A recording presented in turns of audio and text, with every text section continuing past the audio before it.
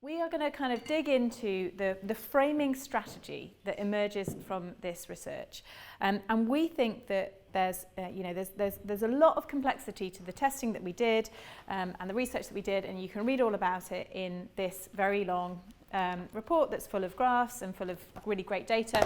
But there's a really neat, clean strategy that emerges, and we've called it the changing health story. And we split that up in a slightly clunky way, but for the purposes of kind of working you through it and getting practicing using it, we've split it up today into, we're going to work on the health aspect of it this morning, and then this afternoon Moira's going to go through the changing aspect of it. This book here is the kind of practical guide, so when we go into groups to actually get practicing using this, this is your friend and can help you with some of the ideas and principles behind it. So Maura talked a bit about this idea that is very dominant in public thinking, that the ocean is a vast other world. It is separate, it is over there. And when people are thinking, this is a kind of model that can kind of really engulf people's thinking, it can structure people's thinking. When they're thinking using this model, the ocean is unknowable. It doesn't affect us. Our actions can't alter it. This obviously kind of runs counter to everything that you want to say and do around the ocean. And we don't want to be stuck there. But this is deep. This is a deep belief that's kind of entrenched in culture. It's kind of in the stories we hear from the moment we're aware of stories. It's in myths. It's in all the kinds of stuff that informs how we think about the ocean as a thing. It obscures the reality of the problem that you guys are trying to solve and the ways that you're trying to solve it. And it's also being reactivated. So I thought this was a really interesting framing of a story recently. So it's just a couple of weeks ago, Antarctica researchers stunned by out of this world find in the Southern Ocean. And that out of this world is doing that, it's over there, it's separate, it's a different world. Obviously that's not the intention, but it's just to illustrate how these ideas are constantly being activated. And we need to kind of work hard to tell a different story that allows people to see connection and interconnection. So the health kind of frame allows us to do that. And the first thing that we can do to use this health bit of the story is to establish that the ocean has health. One of the ways that we can do this, one of the prime ways, is that we can use metaphor in very explicit ways. So at Frameworks, we're unashamedly obsessed with metaphors, if they're the right metaphors that we have tested sufficiently. And that's because they do really good work to people's thinking, and they do a kind of quick job of communicating something complex. So when you saw the 3 before and after clips, all of the frames that the people had been exposed to were metaphors. And metaphors make good use of our kind of cognitive resources.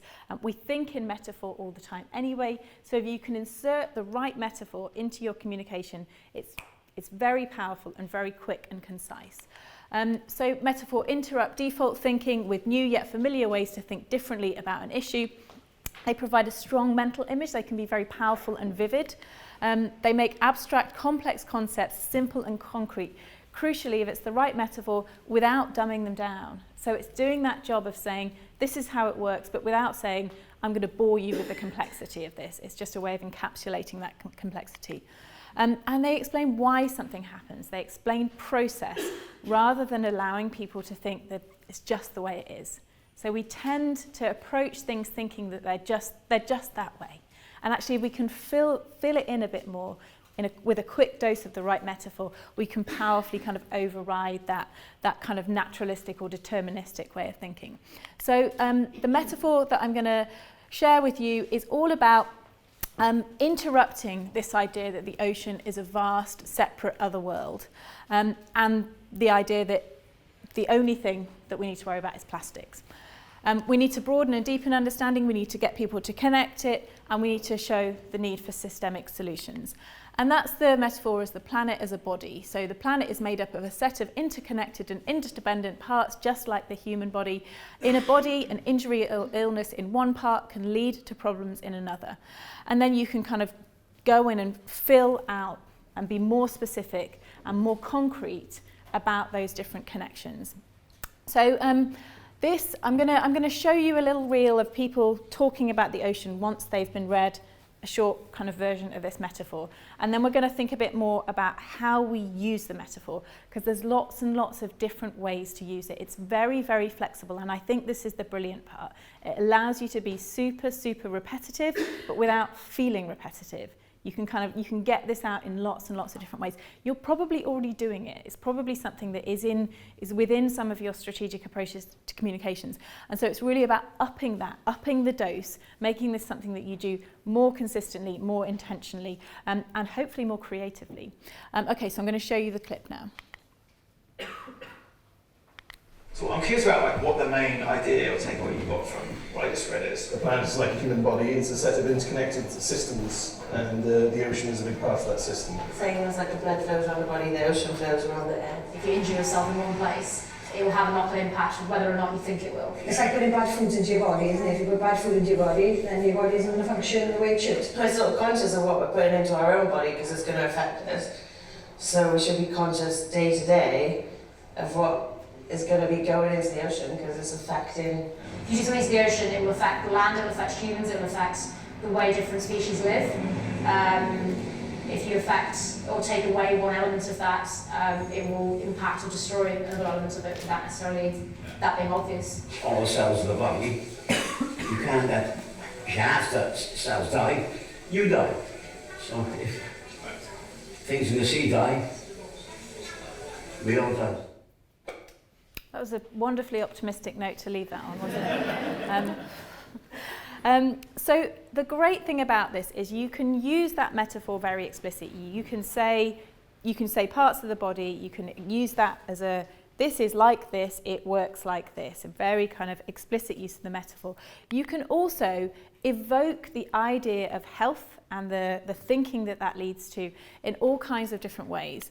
So you can talk about the damage being done as hurting, injuring, inflicting, wounding, infecting, lots more words in that it's the language of health being applied to the ocean.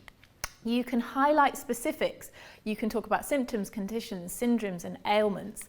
You can look to the past and the future by talking about the diagnosis, the prognosis, the treatment. The language, the lexicon of health is so rich and varied. It affords you so many different ways to say and to know that when you're doing this, it's doing powerful work in people's thinking.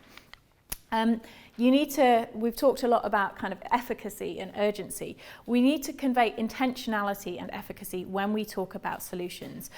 So we can use the language of health to help us do that. We can talk about healing, reviving, treating and curing. And one of the brilliant kind of extensions of the metaphor was that the way that our testing showed that when you talk about marine protected areas as physiotherapy, you're actually filling in that cognitive hole that we talked about earlier. People don't know what this thing is, but when you're connecting the ocean to health, establishing the ocean has health, you can really productively and really quickly fill in that hole by likening marine protected areas to physiotherapy. So that's kind of one strand of the health strategy. There is a second one, which is connected, but it's all about showing that human health is at stake. So that looks a bit like this. The ocean is vital for human health. It sustains human life by generating oxygen. It provides most of the oxygen we breathe on land. It's also a major source of food and medicines. So as a society, we need to, human health is at stake. We need to act to protect the ocean. And I think that what this is doing, it's kind of filling in some things that people will have varying degrees of knowledge of and being more specific and more explicit about human health as being reliant on and dependent on the ocean. And where you can be really powerful, and I think one of the lovely kind of strands of this strategy is that you can do both of these things together and you can know that they're working together and they're making you more effective in being heard and understood. So humanity, before example, humanity is exacting a terrible toll on the ocean. Climate change combined with negative impacts of other human activities is having a devastating effect on our ocean. We can say our health is intertwined with the ocean's health. For example, pollution in the ocean can expose us to toxins in our water and food supply, and that can make us unwell. Healing the ocean heals our health. So you've got that double dose of health. You've got the ocean's health, you've got our health. And this is the strategy that these guys kind of led.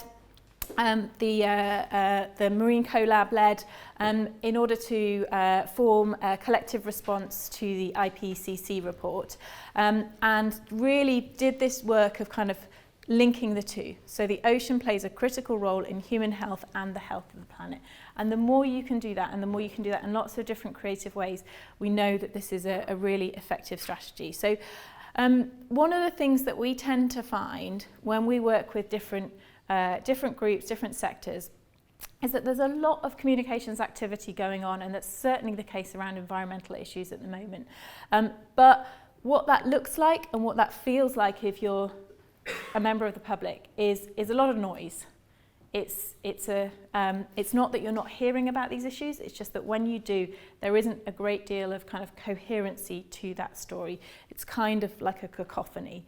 So we need to shift that cacophony, not to everybody saying exactly the same thing in exactly the same way, because you guys are never going to want to do that. Your organisations have your own distinct brands, you have your own distinct voices, you're working on different things.